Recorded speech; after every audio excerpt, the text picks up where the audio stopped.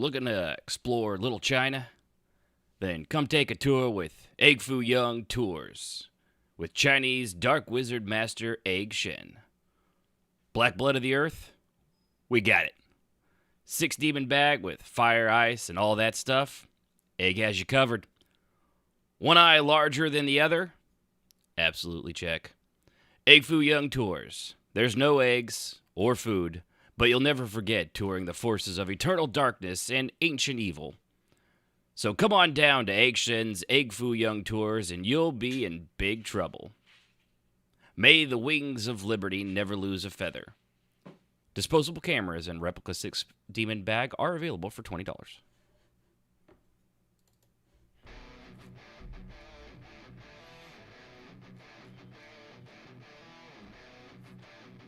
This is Crashed While Loading, the fusion of entertainment and information. Hello there. Weekly updates and opinions on video games, You were almost a Jill sandwich. You're right.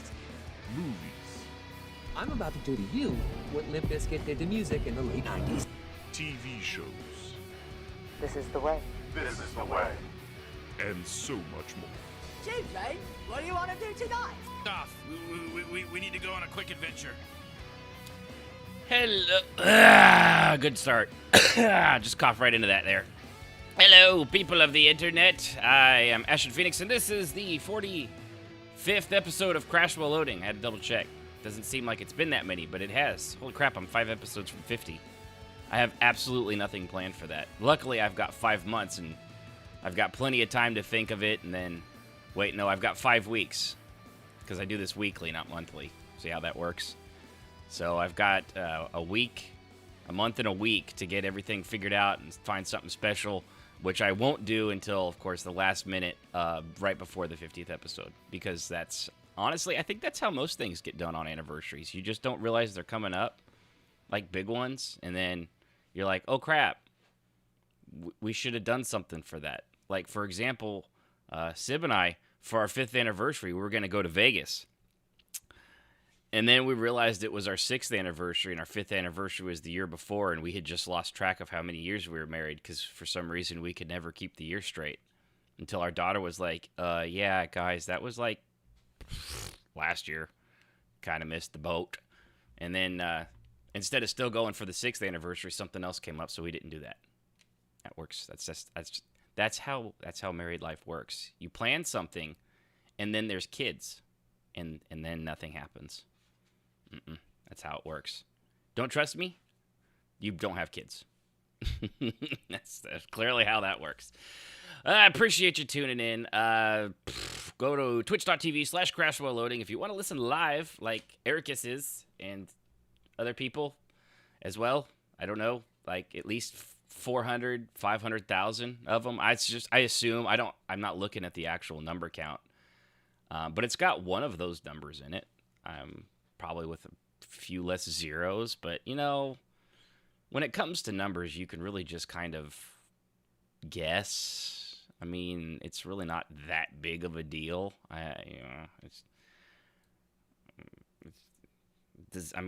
NASA got mixed up with the space program because one person did a module in the metric system while the other people were doing it in the imperial system, and then things didn't match up just because nobody realized at NASA that numbers were not adding up. You know, one was using fractions, the other was using decimal points, and nobody is like, hey, anyone notice this doesn't match? Except that I bet you somebody did, and that they brushed them off like it was no big deal, and they just kicked the can down the road until, you know, nothing worked. You know, I remember being in Renfell says metric for the win, baby. That's just what I assume he talks like. Zap Brannigan down there. When he's in the chat, that's exactly how Renfell talks. Metric for the win, baby. But I remember being in elementary school, and they're like, we're learning the imperial system, but soon America is going to switch to the metric system, and everybody's going to have to relearn it. So that was like 1984, and I'm still waiting, Mrs. Crabapple. I don't remember her name, so it's now Mrs. Crabapple. Because why not? You don't fucking know, because neither do I. But it's it's never gonna happen. Honestly, I like Sib runs like 5Ks and things like that, and we still have to constantly look up how many kilometers is in the mile, or when she's running miles, how many miles are in the kilometer. It doesn't happen. I've gotten pretty good at a roundabout guess, but like exactly doing it in my head. Let's see. Renfell says, I've lived abroad since 2008 and had to learn it since no one freaking uses Imperial other than the US, which is exactly the way it should be. Nobody is good enough or smart enough to figure it out. Am I saying that the rest of the world is wrong? Yes. Yes, I am. Am I also saying that I've never really fully understood fractions until I was in my mid-30s? Yes. Yes, I'm also saying I was terrible at fractions. I don't know how this became the Math Talk channel, but you know what? Whatever. Yeah, so let's see what we've been doing. I have got several reviews, and some of them are reviews, and some of them are like things that you should check out if you like certain things. Like, for example, the Wolverine podcast that was actually just like an old-time radio drama, which was awesome, and it's been out for years. I just finally got around to finishing the second season of it. And also movies we watched. We finished Bad Batch. Just finished Picard, which I don't have on here. And I won't say that I was brought to tears, but I was totally wiping my eyes because my allergies were really bad at the end of the season. And yes, there is a second season. I know that. But it was so much better than Discovery. Like, it has that. I'll just go over Picard now. It has that same frantic J.J. Abrams stuff. Like with the fight scenes and the space combat and all that. But unlike Discovery, it has a lot of those really quiet, just those quiet conversation moments that the Next Generation was so good at. And Discovery had a handful of them. Like, literally, you could probably count over 4 seasons, I think. Probably count on 2 hands the number of times they slowed down enough to have a meaningful conversation. Not a conversation about someone suddenly wanting to be a they-them, which I covered last episode, which was completely meaningless because they never brought it up again. But, like, actual character development. Like, Discovery, none of the characters seem like they evolved very far. They're, still pretty much like the mechanic girl, who I absolutely love, and I loved her in the Army of the Dead. She's got short hair. Looks like she's been in the sun a lot. Got a real, grizzled voice kind of for a chick. I love her. Her sarcasm is just fantastic. She's great, and I like her. But she's the same character in season 1 as she is at the end of season 4. She changes in no way, shape, or form. As with Picard, I'm bad with the names, but even like the Romulan dude, Malik, he's totally different by the end of it. 7 of 9 transforms in her own. I mean, of course, she transformed a lot from the last time we saw 7 of 9, clearly, because she's like a total badass. The manic drug drinking chick, I'm not real good with remembering all their names. It's been 1 season, and for me, it takes several seasons to remember anyone's name outside of like Picard and Riker and Deanna Troi and all those guys that showed up. But it just had so many great. If you're a fan of Star Trek and Last Generation, it had so many great. Just like the cameos were good. Like they're nostalgic, but they were so much better than just the tapping into the nostalgia factor, which is super easy to do. Look at the fucking Transformer toy lines. All you have to do is create them in Generation 1 and they sell like hotcakes. Why? Because we love that. But is it meaningful? Absolutely not. But, Picard and Riker and Deanna and meeting their kid and all that stuff, it just punched you right in the gut. It really does. And just all the stuff with Data. I'm not trying to spoil it or anything like that. I mean, if you've watched the trailer, all these characters are in there. I mean, they pretty much spoil all the cameos in the trailer of the show. Also, it's been out for quite some time. But man, Picard was just so good. It is honestly, if you're not up for paying for a service, it's worth the 7-day trial to burn through it. Or if you've already done that, just pay 1 month, burn through it, and move on and cancel it. I've done that. I did that with the first couple seasons of Discovery, and I bash on Discovery. I like it. It's fine. It's just not. It just doesn't feel like Star Trek. It feels. It just feels like a modern day kinetic TV show that just has Star Trek slapped on it and Starfleet's in there somewhere. That's kind of how Discovery feels. Whereas Picard, man, it feels like it. But I think that has as much to do with Patrick Stewart and all that. I mean, he's just awesome. I just love that guy.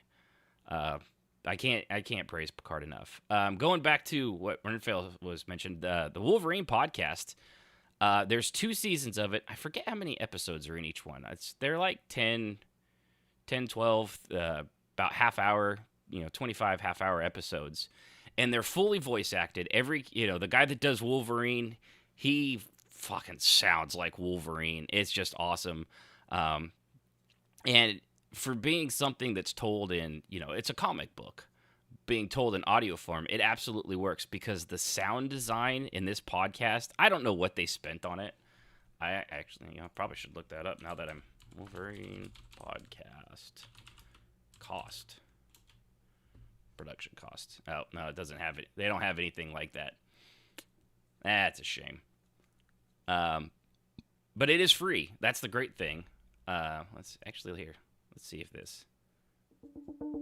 Here's a brief. Maureen, I'm going to have this phone for the next 24 hours. Call me before it goes black. I need to talk to you. It's important. Maureen, there's something you need to know about Weapon X. Listen, I'll call you when I can. I always feel safer on rainy days, especially now that I'm alone. Maureen, made some calls. Nobody seems to know where you are. Yeah. So it's like that level, like all the, they do all the sound effects. They even have like the shrink. Yeah. It's just, Richard Armitage. You're exactly right. You got it. But I was curious to see if they put on how much they spent on this. I don't know, but it had to be a lot. They just did such a fantastic job. Let's see. Maybe if I put in production costs. I don't know. Yeah, it's 20 episodes over the 2 seasons, so each one is 10 long. So the first season's called The Long Night, and that one was good, and then the second one is The Lost Trail, which has Gambit in it, which is fantastic too. It's just, I can't really praise it enough. I wish, it's one of those things, like I love audiobooks. We listen to them all the time. We got to be pushing up to 500 audiobooks on Audible at this point. We've been doing it for so long. And I'm almost done with all 6 things in the Mistborn book series, which I'll be having I've dug the hell out of that series, by the way. Both the long 25 to 29 hour trilogy of the Mistborn and then the one that takes place after that. They're much shorter, but just equally as fantastic. That is more like the same thing, but in the West is technology advanced. But the Wolverine, it just like I was saying, the sound design, everything in there. The music is perfect. Nothing overshadows the voice acting. That's one of the problems some of them have. I mean, I've had that here on my show that sometimes or streamers do that all the time, where their audio is louder than they are, and it's like, yeah, it's great. Glad you have a great personality and you're fantastic, but I can't hear shit over the gunfire and anything else you're doing. So why are you talking? It makes no sense at all. So, okay, here we go. Here's a quick. So the very first one, if you're not already interested, and it is free, just go to any podcast app, whatever one you listen to this show on, guarantee if you put in Wolverine, it's going to come up. So the Long Night's premise is federal agents are led to a fictional town of Burns, Alaska, working a serial murder case. Logan is the main suspect. The agents will uncover Logan's dual identity and corruption in the small town. Logan is attempting to escape from society and over the course of the series recover some of his lost memories. He is, however, drawn to execute frontier justice. Located nearby is the Aurora cult, who may or may not have power or be involved in the murders. That's the premise of the first one, and it just the twists and turns and it's just so well done. It's one of those ones. Definitely, I don't know how many people don't listen to their podcasts and stuff like that with headphones on. But this one, the audio design is clearly made for headphones because it will switch from the left to the right channel. Like when people are walking in a room, but they're talking at the same time, it shifts. Like it'll go from one ear to the other, and it's so well done, so well done. I can't give it enough praise. And a lot of people don't even remember it. I knew about it and listened to the first season, and I forgot, even though I had it saved, that the whole second season had come out like a couple years ago now, and just like, oh yeah, I should probably listen to that because that was really, really good. And so I did, and it was fantastic. Let's see. Let's go here. We haven't actually watched the second episode of What If, but I really dug the first one. I don't think it was their strongest. It was the one where Peggy Carter gets Captain America's super soldier serum instead of him, so she's the first Avenger. But in a lot of the story plays out very similar to what happened. You know, even getting the fighting, the people they go and rescue that are all the, like Dugan and Bucky and all that stuff. A lot of that stuff actually stays pretty close to the same, which was meh. I know the second episode is supposed to be what if T'Challa was taken by instead of Peter Quill, and T'Challa, who is Black Panther, became Star-Lord instead. And supposedly that one's a lot better. It's also the last time. Oh crap! I just forgot his name. He's passed away. The guy that did Black Panther. It was his last voice acting thing as T'Challa. So it's kind of a reverent thing as well. But I'm really looking forward to seeing more of what If has to offer. It's just, I don't know, they went with probably one of their weaker episodes at first, but it was, I say that, but it was still fun. Like the combat and action was really well done. I like the style. It is 3D animated, but it's cel shaded to look like it's 2D. You can obviously tell, but it's still very smooth. I love that it's not choppy and it doesn't seem overly stiff. It's clearly they did a lot of motion capture to get a good portion of the movements down. And the other cool thing is that it's, for the most part, like they didn't get what's-his-face to do Steve Rogers, but they got someone that was very close. But like Peggy Carter's the original girl. Bucky is Sebastian Shaw. Yeah, Stan Shaw, I think. I always get because I've been over this. Sebastian Shaw, I think, is the head of the Hellfire Club. So I always get Stan Shaw, I think is his actual name. I always get them mixed up. But all the voice actors are actually in there for the most part, the ones that they could get. So I'm cool with that. Let's see here. Oh, Bad Batch. Holy crap. That was so good. I did not have a lot of expectations. I thought the Bad Batch episodes were the weakest of I think it was the 7th season of Clone Wars that they, kind of did after with Disney Plus and finished out the Clone Wars stuff. I actually thought the Bad Batch were kind of one of the weaker episodes. And then they get their own show, and it's everything that was so fantastic about the Clone Wars with just different characters. It was, and they go in, they explain a lot. They let you know what happened with Camino, and I actually have a theory that's that they're using the show to kind of help bridge the gap with things like why the Emperor clone came out of absolutely nowhere. There's nothing really, they don't even mention any of that. It just seems like with the cloning technology and stuff that the Empire takes from the Kaminoans, I think that's the word, the plural. Because it's never explained in Episode 9. It's just like, and the Emperor's back, and for no reason, he let the galaxy know that he was back, even though his ships were still under ice, and he can't leave the planet just yet, which was really dumb. It's almost like a giant plot hole. They just didn't have time to cover up with story and elements. Almost like that, but not quite. Just so bad. But it does seem like that's where they're going. But yeah, Bad Batch was... I thought the little girl clone person was going to be super annoying, because usually when they bring kids into a show like that, it's for the younger audience only. But she actually was really endearing. I really liked her. I don't know, I haven't really looked at reviews or anything of what other people thought, other than, like, I guess Bad Batch has done really well. But I know going in, I was worried that she'd just be crazy annoying and obnoxious. And nope, she's actually useful and helpful, and I kind of am curious to see what happens more of her. And if like a lot of other things, I would love to see the character brought to life in some live action show after the Bad Batch finishes up. It kind of suck to know if she lives or dies based off of a show that hasn't, that's coming out with her as the adult, because then you kind of spoil it. But then again, I guess all of Star Wars was like that when they went back to the prequels and you knew who Anakin was and Obi-Wan and the fate of all of them. So I guess you can't tell a good story even though you already know the outcome. Yeah, that's where spoilers come in, I suppose.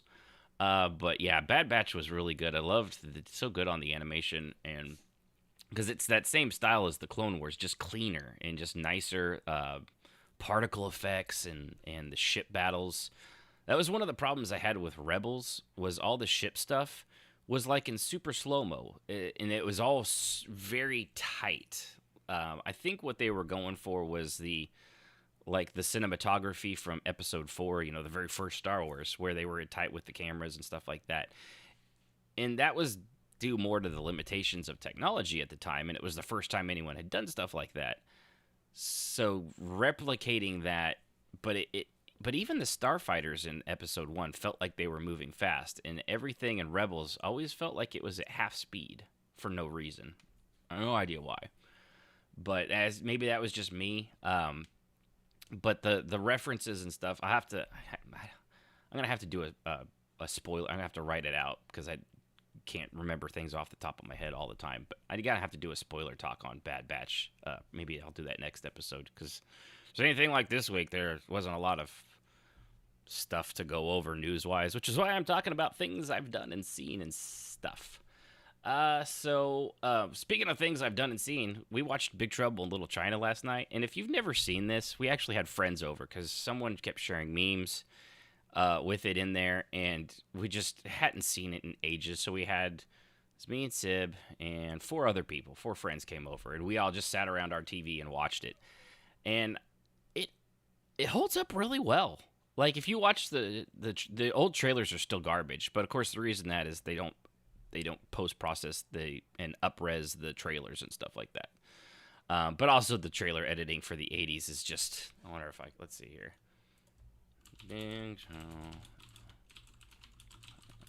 Trailer. Honestly, just audibly, you can hear it. And so I'm going to share the pain that I had to go through when I watched this.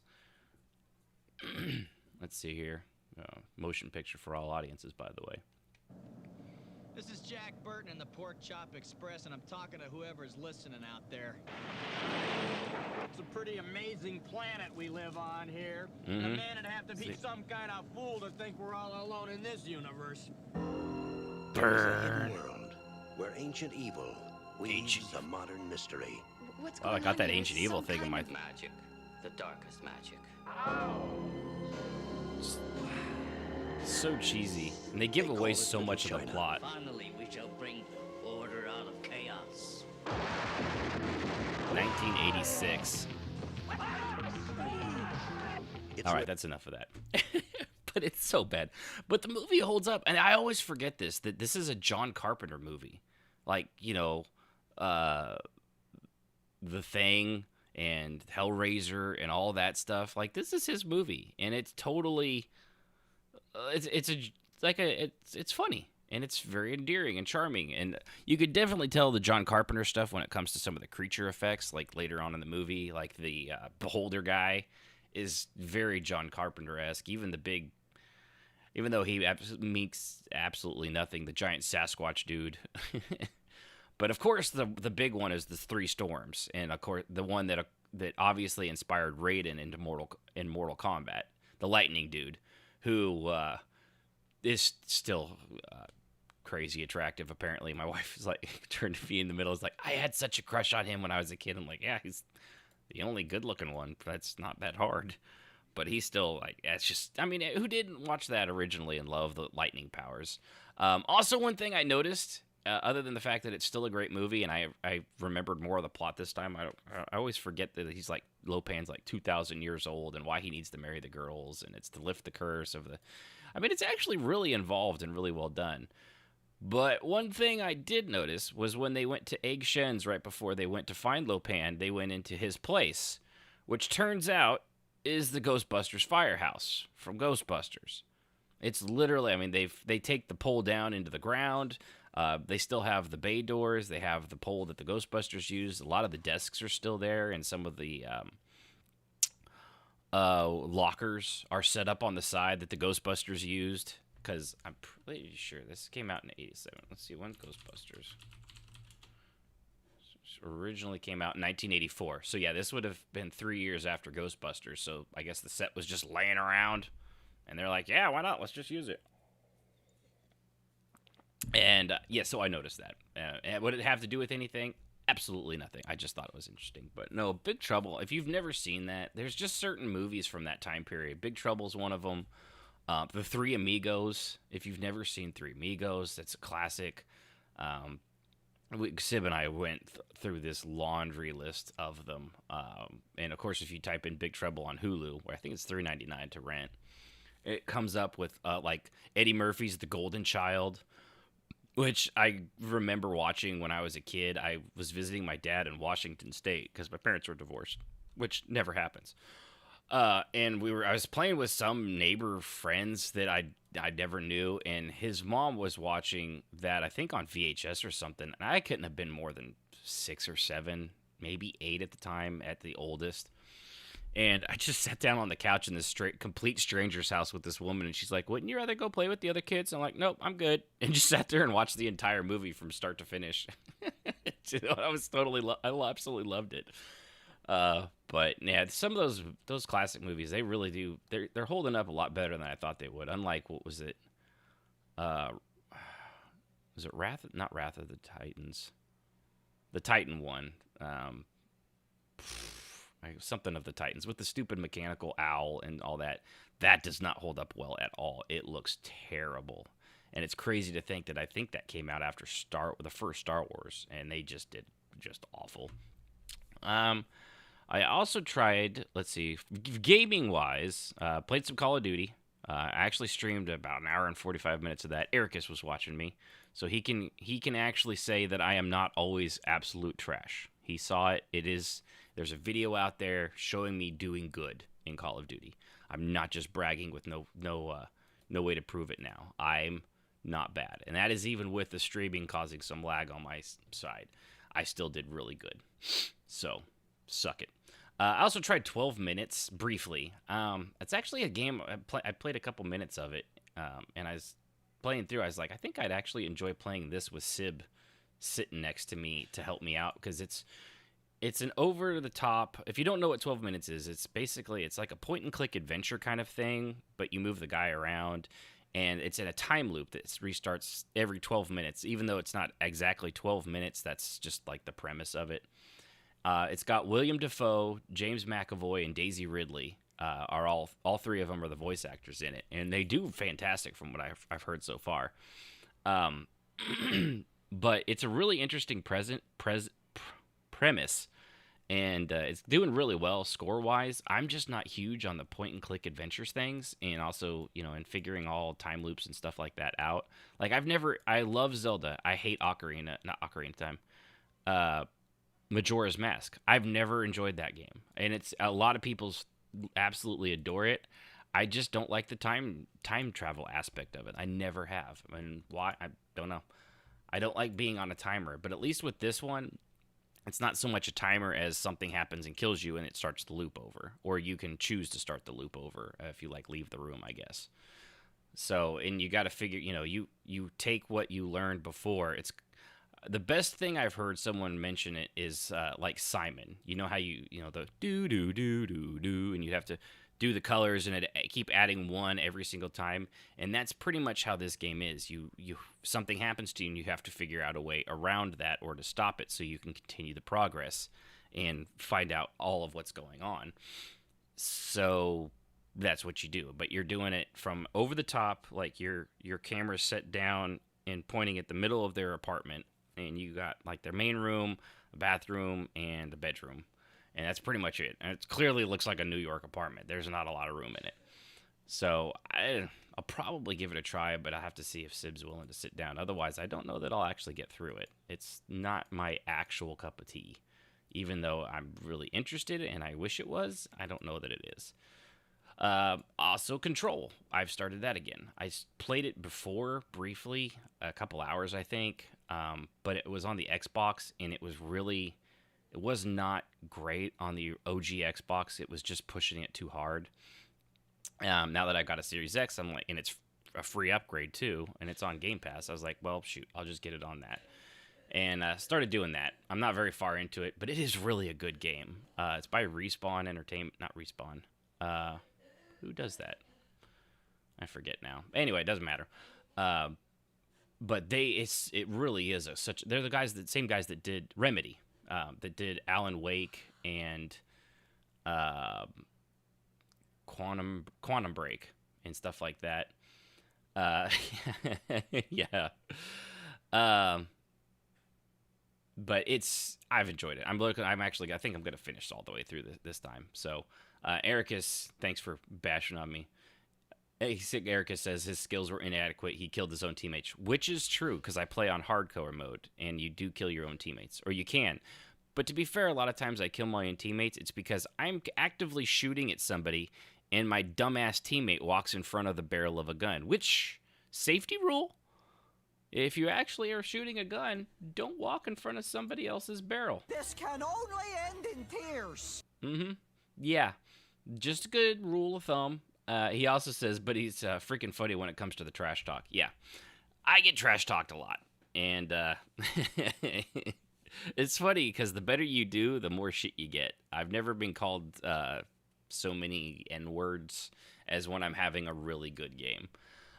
There's also ones like you can totally. I was playing again. I don't think it was when I was streaming, but I was playing it again a little bit last night or some other time, and like I think I had a score in the 5,000 or 6,000s. I had a great game. I was the highest on my team on that one. It was team deathmatch. Like one dude on the other team. Keep in mind I had like 5,000, 6,000, which is a really good score. He had like 32,000. Yeah, that guy wasn't cheating at all. He was definitely not using cheats and aim assists and anything like that. No, he's just naturally that good.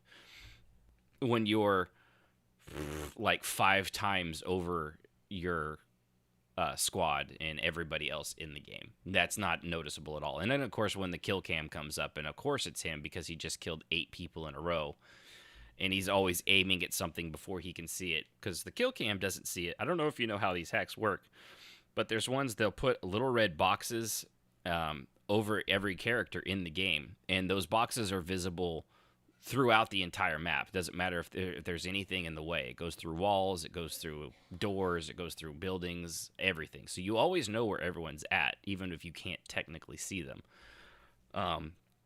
And that's how they do it, because they just put the reticle over that box and wait for you to pop out, and they're already firing before you even know that you've been spotted because they were cheating. That's how that happens. So, am I mad about it? No, but it's very obvious, and it's kind of funny. There was one game I was playing, and everyone was like, oh yeah, no, good thing that guy wasn't cheating at all. And we were that's the thing, we were on the cheater's side, like we were on the cheater's team. And so he carried us to a victory, but we were like, oh yeah, no, he wasn't cheating at all, not whatsoever. He only knew all 8 of you were before any of you showed up. It's just so bad. And I don't get, why would you play a game if you're going to cheat?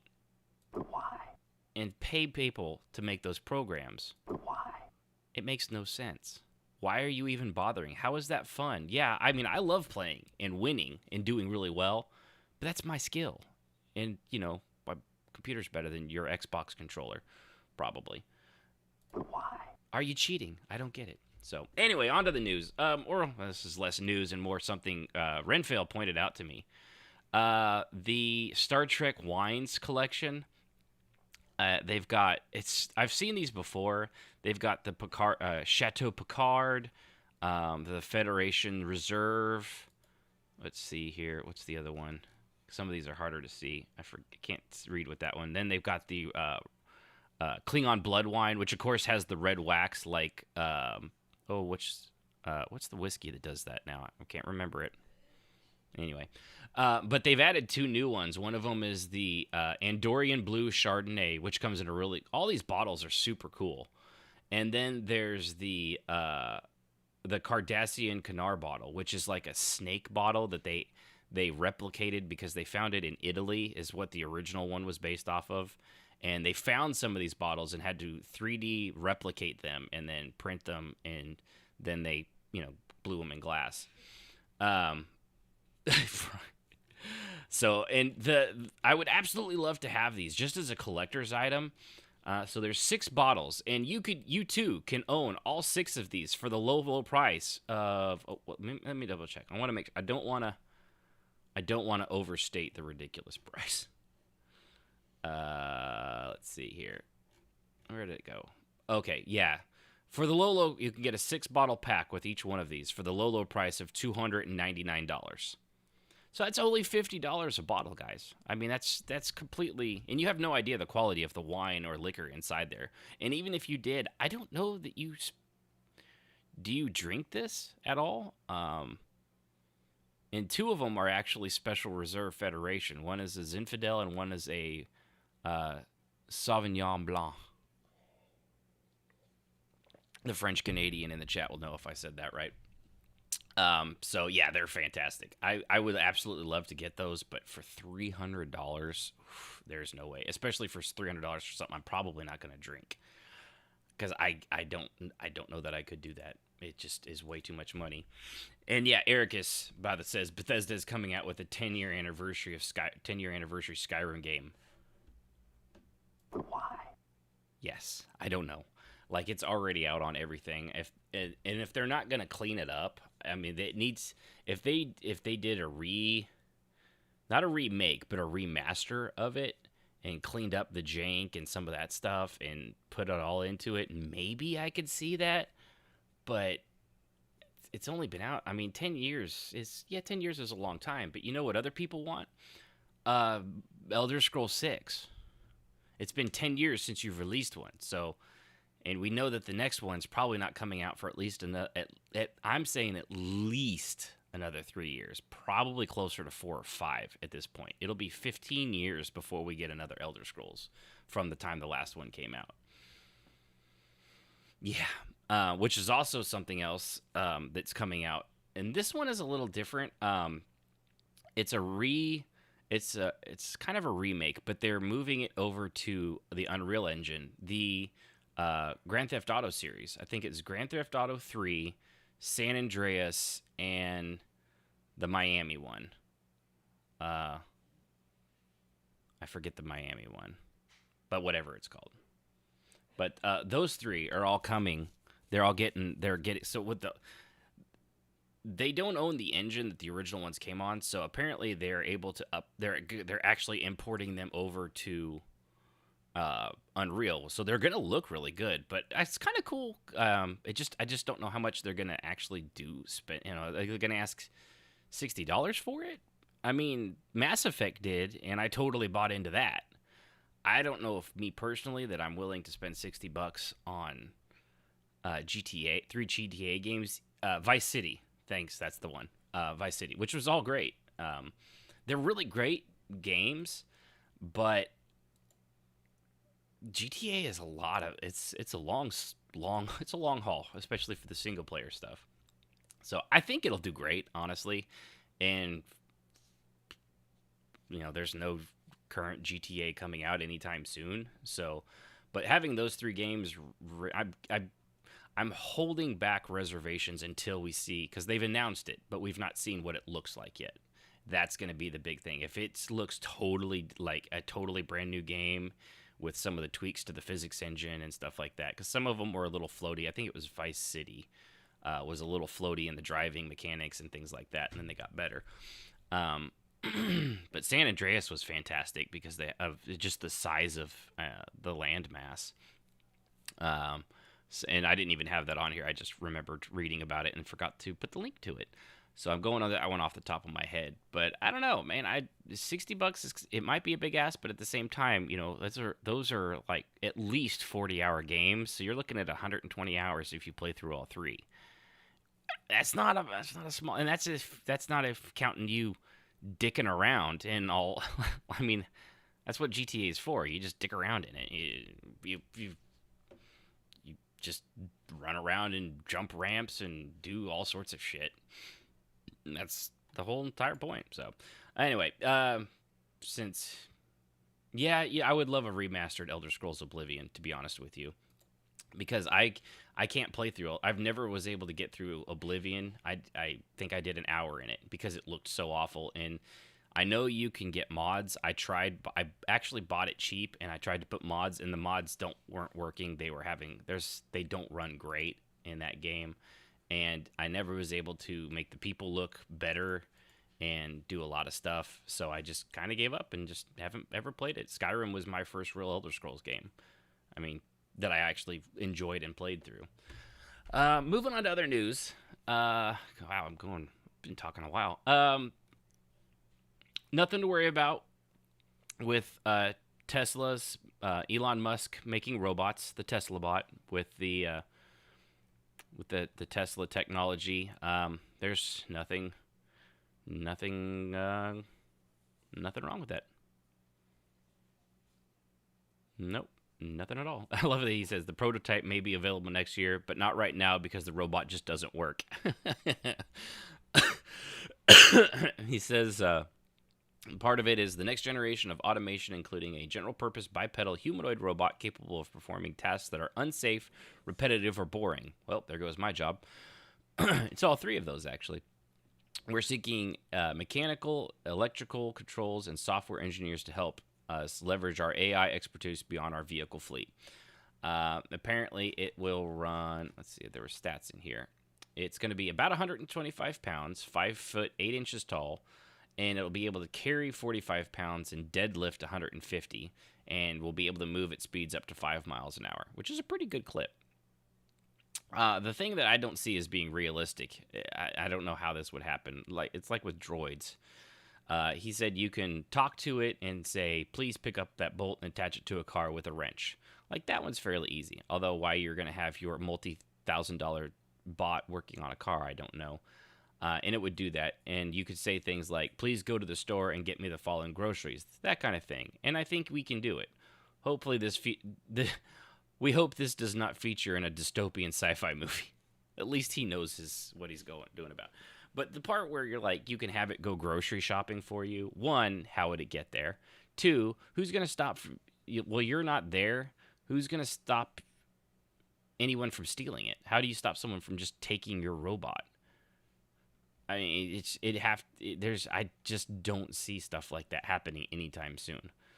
Like cars, you can lock up cars and things like that. But yeah, maybe they won't be able to use it, but physically just picking up a 125-pound robot, a couple people can do that pretty easily and just chuck it in the back of their car and drive off, and there goes your robot. It's gone.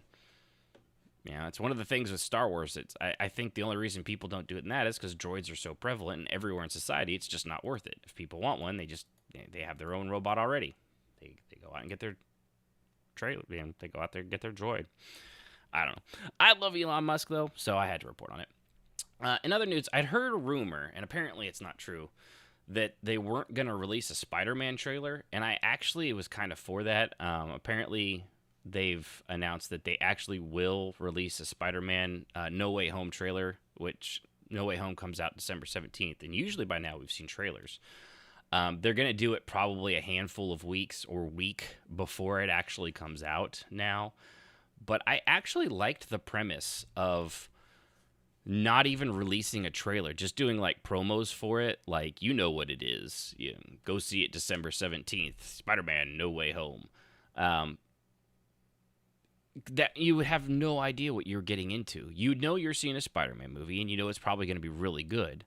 but there'd be no spoilers. It would be really cool to be able to go into a movie completely fresh, because when it leaves a trailer, I can't help myself and I have to watch it because I'm just a dork and I have no self-control over it. That's just how it is. But this would only work with something like Marvel, and even that, it would only, like, if they didn't show a trailer for I don't know how to say his, I always forget this name, the Shang-Chi and the Legend of the Ten Rings. Like, that one needs a trailer. It needs people to get hyped about it because no one knows what the fuck that is. The Eternals, it needs the new trailer, for example, was really good. It needs a trailer like that because nobody who knows who the fuck the Eternals are. If you don't know who Spider-Man is, you're probably living in North Korea, and you're about the only person on Earth that probably doesn't know who Spider-Man is. So Marvel really doesn't need to release a trailer. I think that would be a really cool marketing ploy, and they can honestly afford it. Disney, by the way. Looking at you with Scarlet Joe. Although that Spider-Man is a Sony collab. Oof. So there is that. Sony is actually in charge of the marketing and stuff like that. They work in tandem with Marvel, but they do technically own. Keep using the word. I don't think it means what you think it means. Yeah, I know. So they do technically own Spider-Man still, and they just kind of rented it out to Marvel. So it's, I like the idea. I wish they actually did hold on to that, but they didn't. And speaking of things that can be afforded, going on with the Scarlett Johansson suing Disney because they put Black Widow on the streaming service of Disney Plus. It made $60 million, but they cut her out of the profits for that. I covered this before, and her lawyer slapped back because on their quote-unquote misogynistic attack, which I don't think you're using the word right. I mean, it could be, I think let's see. Let's double check the full meaning. Strongly prejudiced against women. Okay, so I guess I'll just let it stand because I'm not gonna fight them on that, because clearly, I mean, the fact that she's a woman, I don't know if that has something to do with it, but their statement was absolutely atrocious. So she's suing them because they cut her payout was based on the box office stuff, and when they did that, she wasn't supposed to.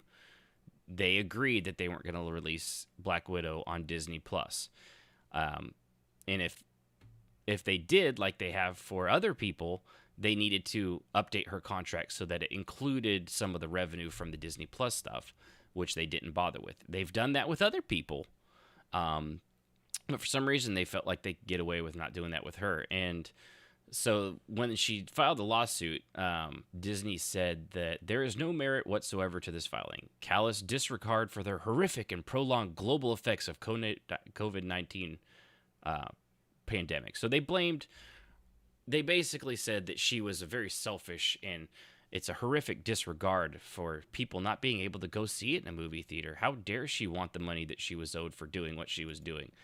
And that this was just an orchestrated PR campaign.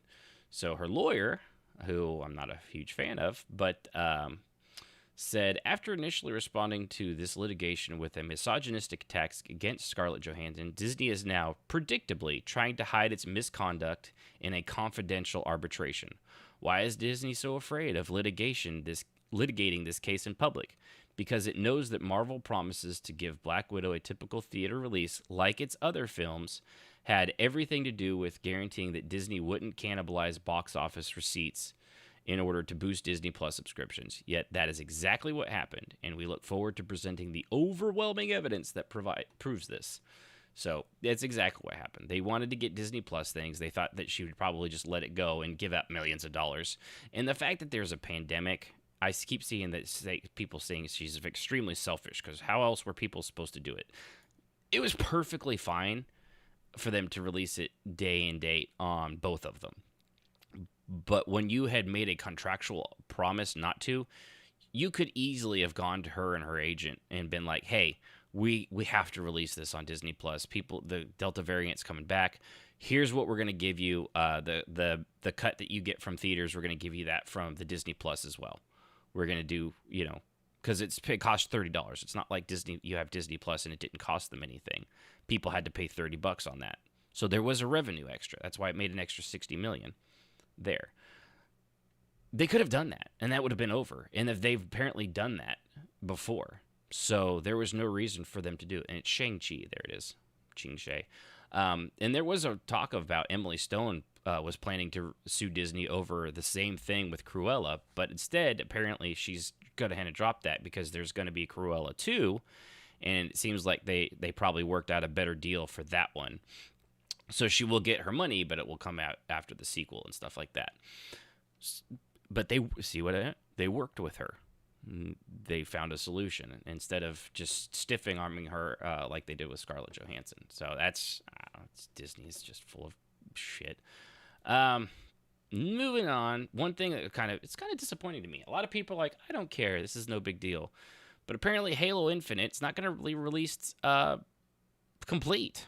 It's going to release in December, but without the campaign co-op or the Forge at launch. And if you don't know what the Forge is, that's apparently their map making system where people can make their own maps and map modes and things like that. And that's actually where apparently a lot of Halo modes have come from. They've actually cannibalized what people have made in that and then brought them into the game as a whole.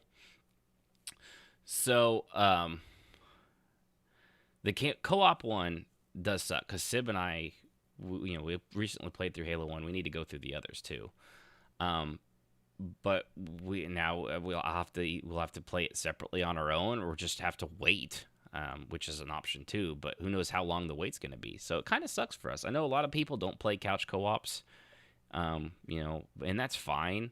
And I understand why they have to do it because I guess they're still crunching. Although, remember, this was supposed to be out last year by this point, so the fact that they're still cutting modes from it is kind of making me a little leery as well. The multiplayer trailers do look awesome, and don't get me wrong, I'm looking forward to playing that. Although the Halo multiplayer is free, so I guess I can just play the multiplayer mode and not buy the actual game until they finish it the fuck up, and then we won't even have to worry about the campaign. So there's that option too. So yeah, man, it's not a huge deal, but kind of disappointing. I'm not real thrilled about it. So moving on to the Halo part of the World of Warcraft Blizzard podcast. Thanks for joining us, everybody. I'm glad you could make it. We're going to talk about Halo and Blizzard now because for some reason they keep coming up in the news for no reason whatsoever. Okay, maybe there's a little reason. So anyway, I think Eric has pointed this out to me, but I actually saw it just came up on my feed. The guy by the name of Blar, I think that's how you say it. I guess he's a World of Warcraft data guy that does Blizzard World of Warcraft data. I don't know. I'm not big on the World of Warcraft scene. I look at it from afar the same way I look at Eve. I find it fascinating. I get most of my news through Eric. It's actually funny enough.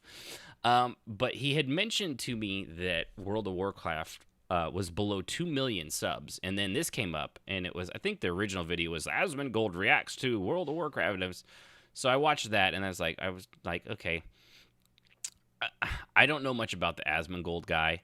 I know he's very popular, and he's got millions of followers, and he really does seem like he knows his stuff. I have to assume that just based off of what I know of World of Warcraft, that he really, in what I know of MMOs in general, he really does seem like he knows it. And he's been playing through Final Fantasy XIV. And he even expressed, regret that he feels like he might have been partly responsible for what happened to WoW. And I gotta say, one, probably. But two, he wouldn't have had to do something like that if WoW wasn't, dousing itself in gasoline like it's in Tiananmen Square and lighting a match, which is what it seems like WoW and Blizzard are doing at this moment. So apparently this Blar guy looked into all the data of current characters logged in and people that were how many people finished a boss versus the end bosses in different dungeons. It's a long. He explains it all way better. I don't. He starts throwing around numbers, and I'm just like, duh, spoons. Yeah, I have no idea, but. In the end, and what I did follow of it, his numbers do seem accurate, and he gave two of them, like the hopeful version of it and then the like worst case scenario. And I'm going to be honest, neither one of them were good. It was really bad. And he really does estimate that right now that the subscriptions for WoW is below 2 million easily, and maybe even as low as just above 1 million, which is insane. This was a 14 million subscriber juggernaut 10 years ago. I mean, this game, right? 10 years? Yeah, it's at that time. That would have been 2011. And it came out. That had been 7 years into it. It still would have been going strong. It still just would have been this just massive. Nothing could take World of Warcraft down. Every MMO that came out, is this the next WoW killer? Is this the next WoW killer? It turns out the only thing you needed to get the next WoW killer was Blizzard making WoW. And just continuing to do what they just got lazy. Honestly, I think what it comes down to, they got complacent, they got lazy, they just stopped being creative. Oops, I clicked on something. There we go. And that has cost them and now they've got, I saw this other article before this, actually, I think it was this article that I posted that Eric is why he made the comment of how many they had. That apparently back in February, Blizzard reversed a stance on player customization options for Shadowlands. They originally players were told that further customization options for various races would be added throughout the expansion of Shadowlands, and then in February at BlizzCon. Why? BlizzCon Line. That is such a mouthful to say. Just call it BlizzCon Online. Don't combine the two words just because they share the same last and first two fucking letters. You dumb shits. BlizzCon Line. Because now it's just BlizzCon Line. Not BlizzCon Online. Or it'd have to be, or maybe it's BlizzCon Online. It's just, that's fucking stupid. I swear to God. And that, honestly, the naming right there tells me everything you need to know about Blizzard. Just the fucking stupid name. So anyway, at BlizzCon Online, they instead stated that there would be no further customization added. Going back on a promise of content, which is always really popular. So apparently, with a combination of recent factors, completely unrelated to anything going on, like being in the 1-point-something million subscribers and I don't know, a giant sexual lawsuit against you for being a bunch of douche canoes. They're going to bring it back. They're actually going to keep it happening. Yes, and apparently it's not going to come out when it should have because they probably stopped working on it like a bunch of douche nozzles. So it was set to plan for the 9.1.5 patch. What a confusing naming convention. So let's see. The first set of options was for Nightborn and Lightforged Dranny? Lightforged trannies, including tail length, tattoos, hairstyles, tentacles. Ugh. I can't imagine the ERP that goes on with that. Hair color, skin colors, and so forth. Some of these, obviously, only for Drannies. Only for the Drannies. And that's how the channel got discontinued. There will be options for the Druid travel forums and blah, blah, blah, blah, blah. So I'm glad they're getting it. It's sad that it took this giant controversy. And there's no estimated dates for patch 9.1.5. Honestly, I'm going to bet you it doesn't even come out in that patch. It'll probably be the next one after that because they've not been working on it. That or they're going to release a half-ass version of what they do have finished, and it's going to be turned out super fast and probably a little clunky. So, Blizzard, man, those guys are in so much pain. And where was that, Ericus, that you put up? It was a list of shit that Blizzard has not done. So let's see. There was Diablo 2 Resurrected, not released. Overwatch 2, not released. Overwatch maintenance mode because they're waiting for Overwatch 2, so they're not doing any real updates to that. World of Warcraft lost over half its players. By the way, that one, technically, I think that's about actually 7 times. It's lost like 7 somethings of its players. If they've gone from 14 down to a 2, that's even more. Hearthstone, which by the way, it does say here, somehow still popular. Not a fan of Hearthstone. I don't like any of those stupid card games. Doesn't matter what it is.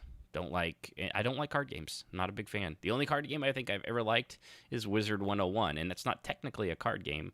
It's just a card game light. And it's pronounced Draenei.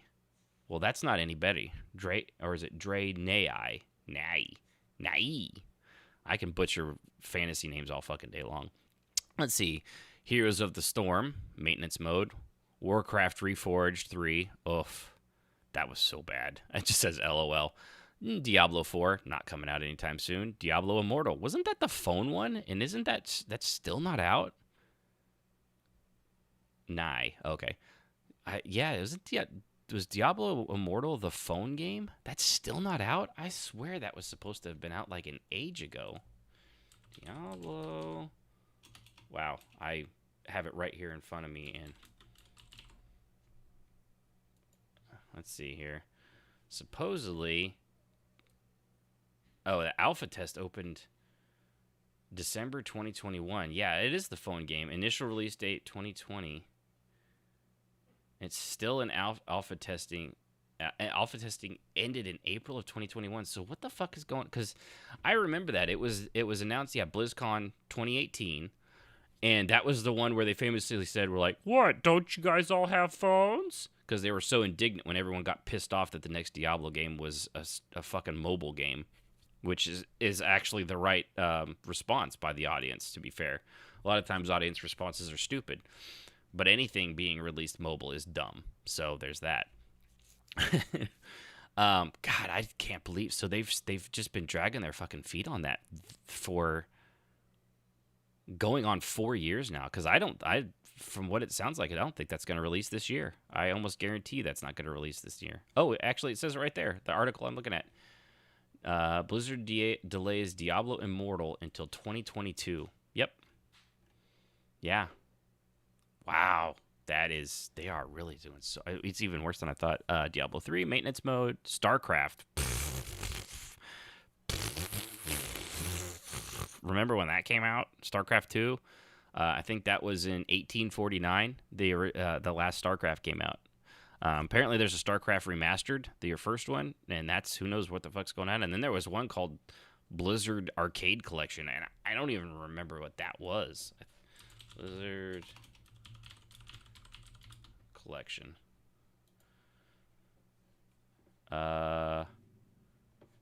Let's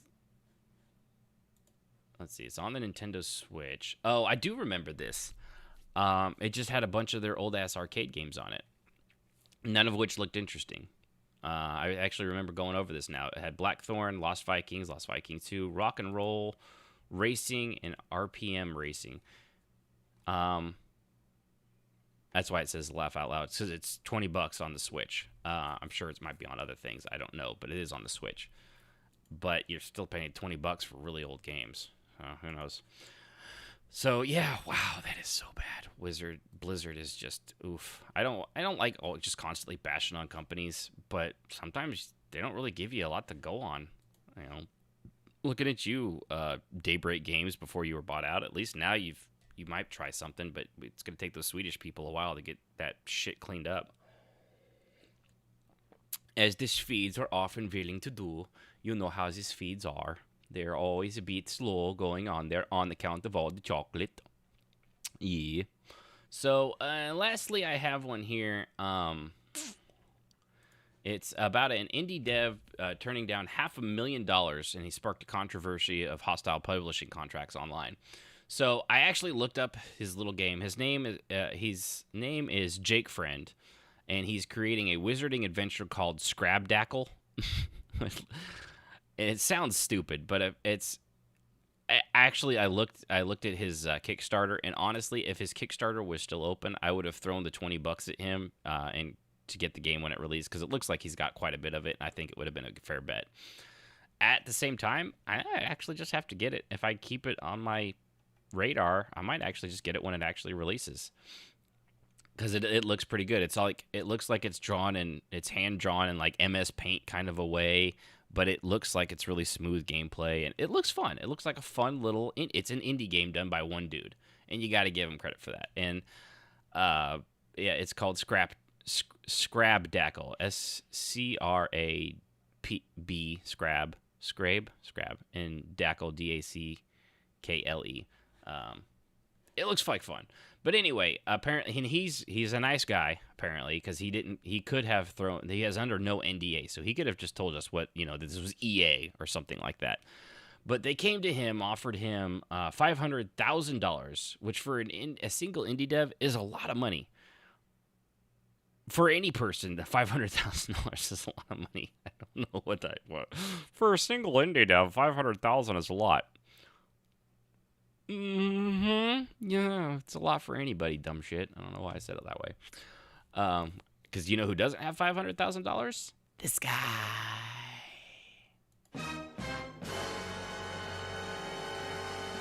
I know, big shock. So anyway, his tweet was, "Hey, Indie Dave, blah blah blah."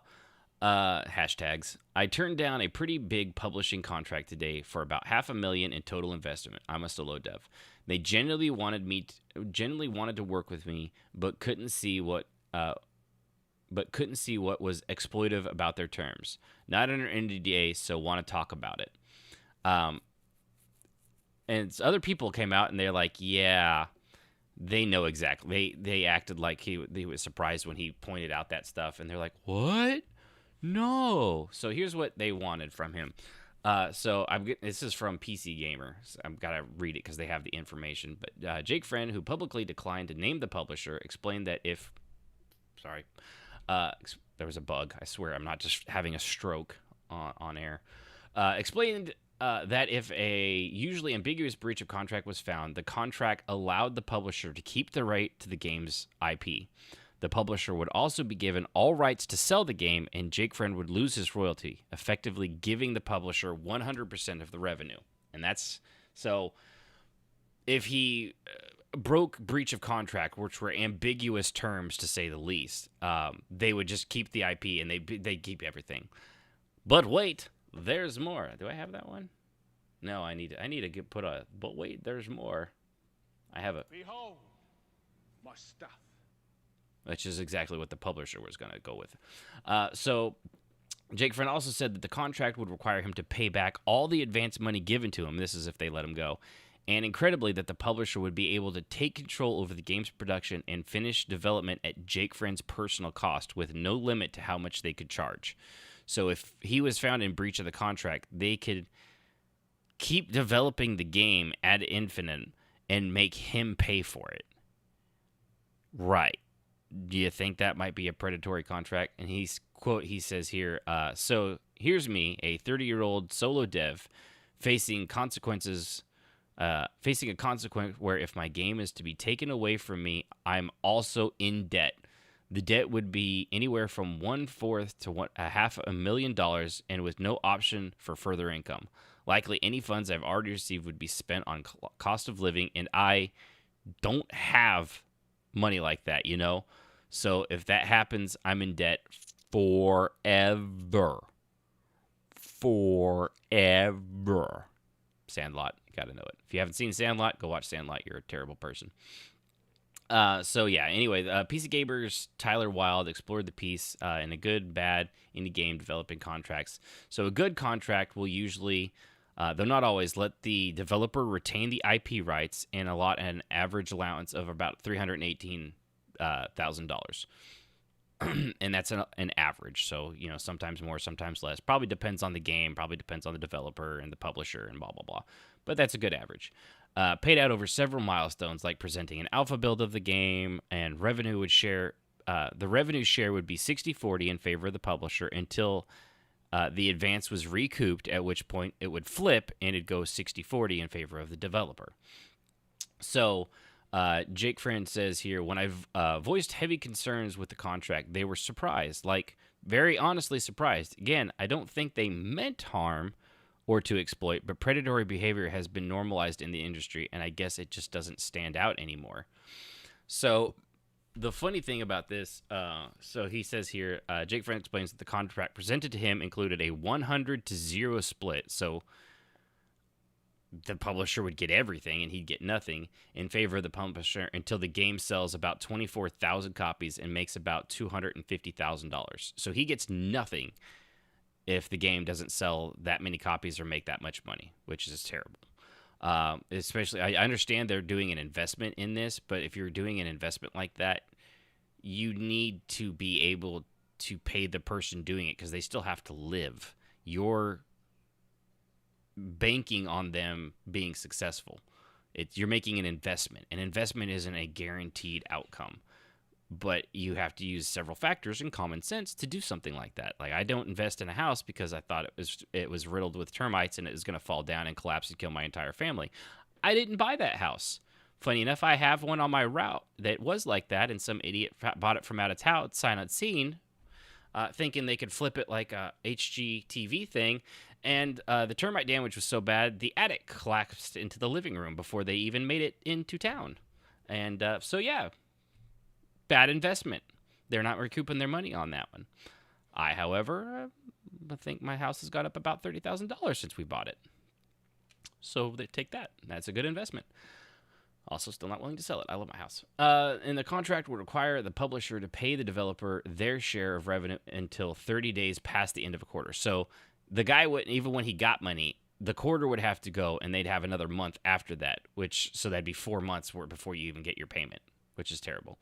So a lot very came out about this too. And let's see, he says, Jake Friend says, when I voiced concerns about the contract, they were surprised, like very honestly surprised. Oh, I actually just read that. So there is let's see, where'd it go? However, Hoeg, who's a guy, Richard Hoeg, says that assuming everything that Jake shared is accurate, he says, I tend to agree that repayment and loss of rights is going too far. He's a lawyer and legal commentator. His name's Richard Hoeg, I don't know. So he was looking over, if going off of everything Jake Friend says, given that everything on it's one-sided, so we only have his side to go off of. But I mean, he turned down $500,000, so you gotta assume that he had found something wrong there. I tend to agree that repayment and loss of rights is going too far. Often there's a termination. I would look for repayment or loss of rights. They get their money back on your breach, but if they take your game instead, the debt is paid solely out of revenue. So to take the game and want him to pay it all back is double dipping. Like, if they're going to take the game, then everything that the game sells, they're going to get 100% of it. So why is he having to pay it back? That's typically how a contract should work if he somehow broke the contract. It does say that Hogue disagreed with Jake Friend's assertion that there's no risk to a publisher for elongated return. Yeah, and that's true. There is no. It's not that there's no risk to it, but you're taking a risk investment. Then a couple people actually came out, other developers. So one of them was, let's see, I don't know who this was. Paul Reed, who's the lead designer at Remedy's Control and former Halo developer. Paul Arith, I don't know if I said his name right, which I'm playing Control right now, so I actually familiar with him. I was once asked to sign an NDA, which granted the company permission to, quote, conduct regular searches of our premises to ensure compliance at any time for a period of 5 years. I did not sign it. Holy shit, could you imagine signing a contract that says that people could just come into your premises or your home and just search for whatever it is they're looking for to make sure you're in compliance? Wow, that's toxic. Another guy said here, the publisher would own 50% of the IP rights and I would retain the rest. But if I ever decided to, quote, no longer work for the company, they would retain my 50%, added indie developer Ben Cross, founder of Heartstring Studios. I contacted a contract lawyer and laid out my concern. He came back a few days later and laid it out for me. He said, the way this is worded, if you ever decide to self-publish a game in the future or work with another publisher, you'd sign away all rights to your IP. Little predatory. And then there was Jonathan Blow, creator of games like Braid and The Witness, which are both fantastic games. I couldn't really get into either one of them, but I know they are. People really dig them if they're into that kind of game. Braid I actually liked. I just fell off of it. He said, the reason these contracts exist is because so many indies are bad at business and sign them, which is exactly what I was thinking even before this guy said it. I'm so smart. Pat me on the back. They said that said, we are shocked you won't sign these terms is a lie. They knew how bad the terms are. They're just playing dumb because most indies presented with that response sign. So because they like, oh, well, we didn't think it was that bad. A lot of people are, good. That's the thing. A lot of... Just because you're good at developing and you're a creative person and you're good at art and you're good at programming and you can create maybe a fantastic indie game doesn't mean you know how to run a business. They're two totally separate beasts. Like, I can't guarantee I could run a business. I like to think that I would be able to if I ever wanted to. But, we watch things like I was talking about Bar Rescue, and people get into business that think they know everything, and they know nothing. They don't know what the market's about. They don't know the horrible contracts or leases they get into. They don't know the cost of their own stuff. They don't know the cost of their equipment and things like that, like the computers that these guys, the backup and the hard drive space and the processing power that all these games take to make. People may not factor that in there because they're smart. There's one thing you can say about a lot of really smart people is they're really bad at social interactions, and that is what basically a contract is. It's you're interacting with a company on a whole, and they're having you do and sign a contract that guarantees that it's largely going to cover their ass more than yours. So I don't know. It's kind of a shame that the whole gaming industry has a lot of problems. But then again, it's funny. I what was I heard when someone was talking about, I think it was IGN. The Xbox podcast that they have. They finally, it's the first of all the IGN podcasts I've listened to. They even touched on the Blizzard controversy. They're so politically correct on a lot of their garbage that they don't even want to touch controversies. They'll do it in their articles and in their comments section, but on their podcast, for some reason, they shy away from it, even when it's something as clear-cut as this Blizzard crap. But one of them finally actually went into it because they were talking about, I forget what they were talking about, but he had said something that was just butt stupid about how, the video game industry has only been around for 30, 40 years, really. And it doesn't have it doesn't have all the stuff in place like Hollywood does and movies, and neither does Hollywood or movies, you dumb shit. They're just as bad. I just did an article with Scarlett Johansson and them trying to screw her over. Hollywood is just as toxic, if not more than as much as the gaming industry. That's just how a lot of these things work. These people there's money involved, there's power, and there's politics. And anytime you have those factors, somebody is going to shit on somebody else. Especially when they're bad people. Now, it doesn't always have to be like that. There are people like Elon Musk. I don't know. He could be eating gold-plated baby fetuses in the Bohemian Grove in his off hours. I don't know. I've never seen that. He could, I suppose, but given everything I've seen, he's supposed to be, seems like a really, I wouldn't say down-to-earth guy, but he seems to have humanity's best interest at heart. It's like with anything, greed is good kind of a thing. And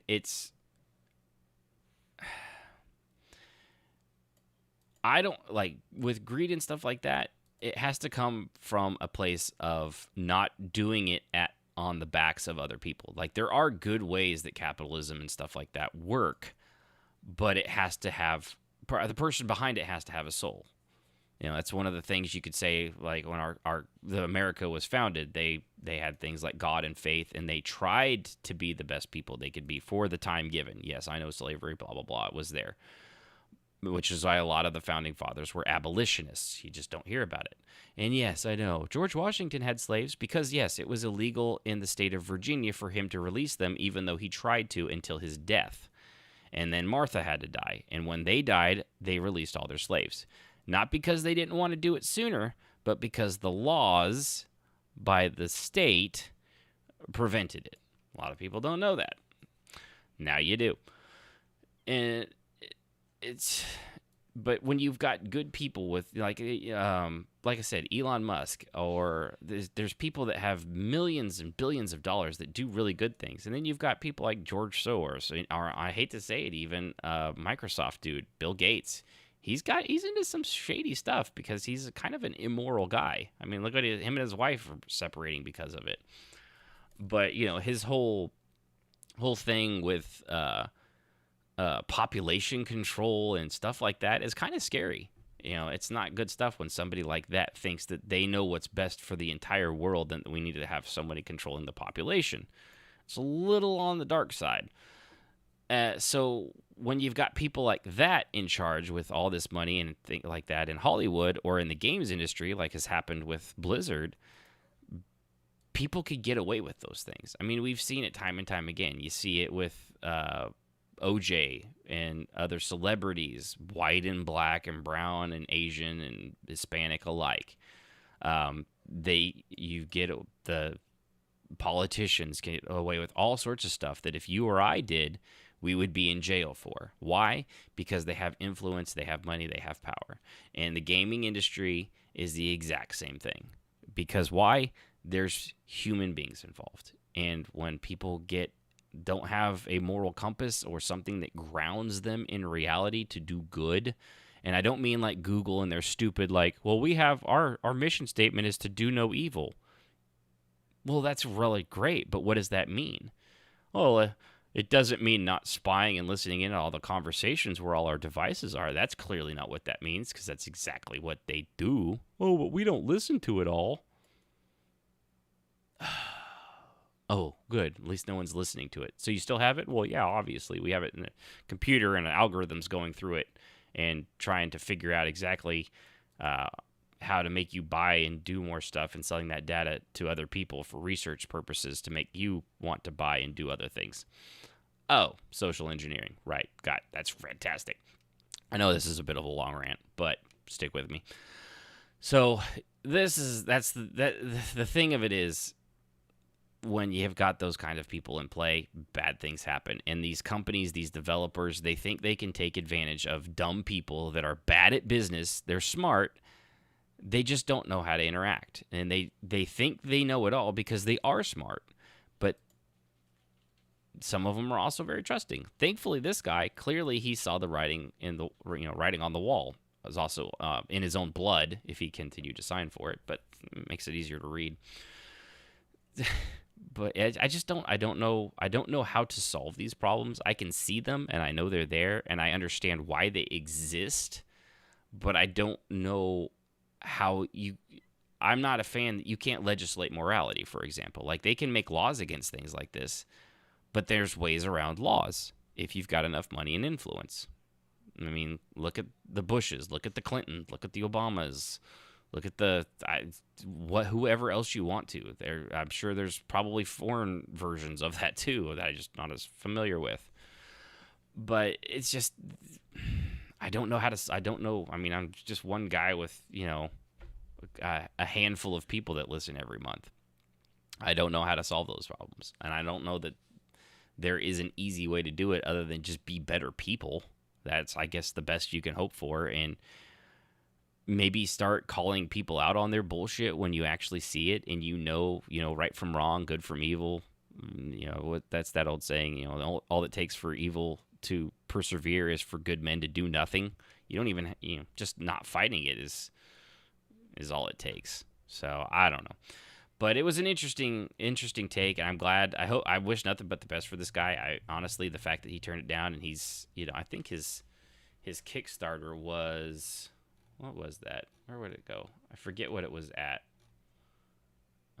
Scrab Apple. There it is. His Kickstarter made $44,552 with 551 backers, and he was after 24,000. So he nearly doubled his goal. And honestly, and by the way, Ericus, guys from Toronto, Canada, He's a Canadian. I would have supported a Canadian. And supposedly it looks like this is set to come out February of 2022. So I actually followed him on Twitter, so hopefully I'll do it. But I love the design. I actually like Scrabdackle. Looks like a fun game. Your people are actually out there. And I don't just mean the crazy ones like Jim Carrey, also Canadian. We'll forgive you for him. At least he was funny at the start before he went fucking batshit crazy. So, all right. I'm going to stop rambling. I think I've gone on long enough. I actually apparently had a lot more content than I thought. One of these times I'm going to go into how awesome 1999 was for movies. Yeah. Because it was such a great year. Anyway. Yeah, that's that. I'm going to cut it off there and stop talking. Where's that thing that plays music? There it is. So, anyway, appreciate everybody for tuning in. Hope you follow, subscribe, like over twitch.tv/crashwellloading. Remember, if you listen on iTunes or you have iTunes or you want to do me a solid, give it a 5-star review. Write something in the comments. It helps me get the show out there. Puts me towards the top of the list instead of like number 54. I assume is probably where I'm at when somebody puts in gaming news or gaming podcasts or something like that into a search engine. I don't end up on the 5th page. Maybe I'll be on the 4th one day. I'll set my sights as high as the 3rd.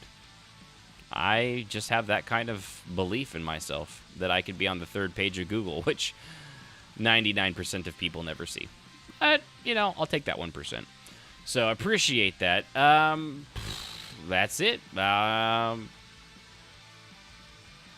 Yeah, that's all. That's all I got. That's it. I'm trying to think of a way to end the show funny, and nothing's coming to mind at all. Don't nobody understand the words that are coming out of your mouth, man. All right, anyway. I'm Ashton Phoenix. Thanks for listening, and I'll see you next week.